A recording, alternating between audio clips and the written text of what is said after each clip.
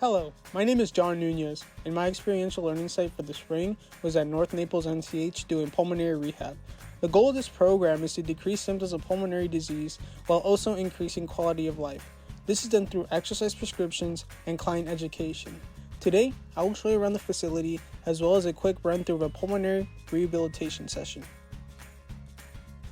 The majority of our equipment here at Pulmonary Rehab consists of aerobic exercise machines. In this video, you can see our new step bikes, our arm ergometer machines, treadmills, and stationary bikes. On the opposite side of the room, we have our weight training equipment as well as various types of strengthening machines.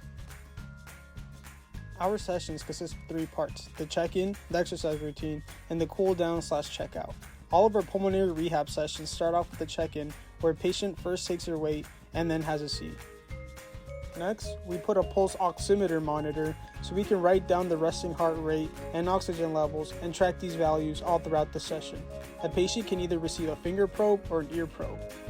Here, we can see that the monitor is working and the oxygen level is at 98.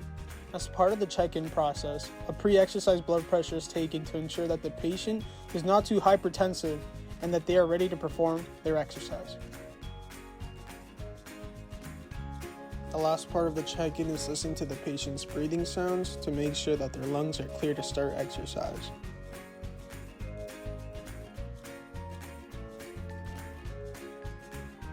After the check-in, we take our patients to their first exercise modality.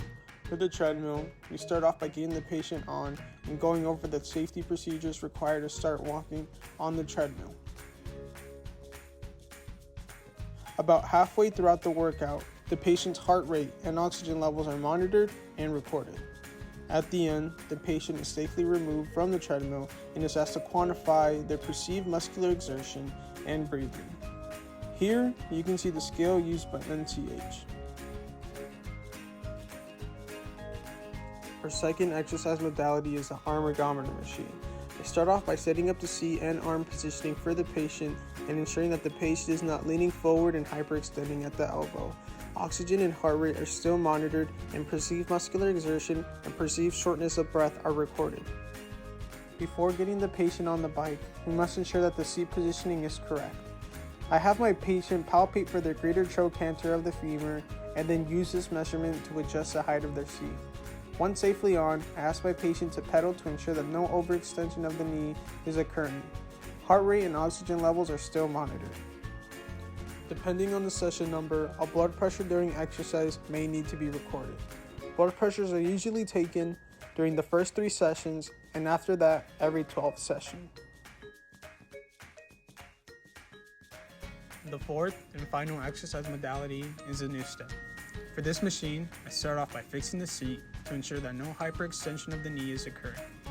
I then proceed to arrange the handles so that a nice bend in the elbow is being kept throughout the exercise.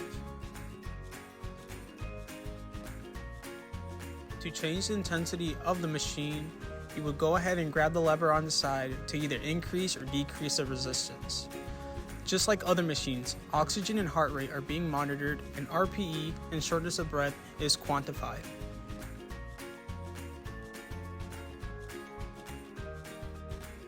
After their exercise, the patient then completes a quick 5-minute cool down, where they follow along with a quick stretch video.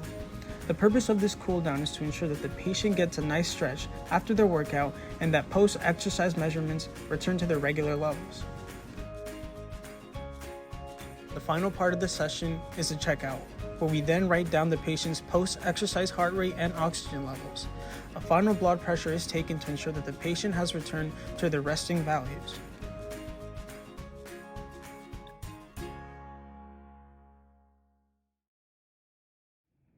And in conclusion, I'd like to thank everyone here at NCH Pulmonary Rehab for all their help and all their guidance that they provided me.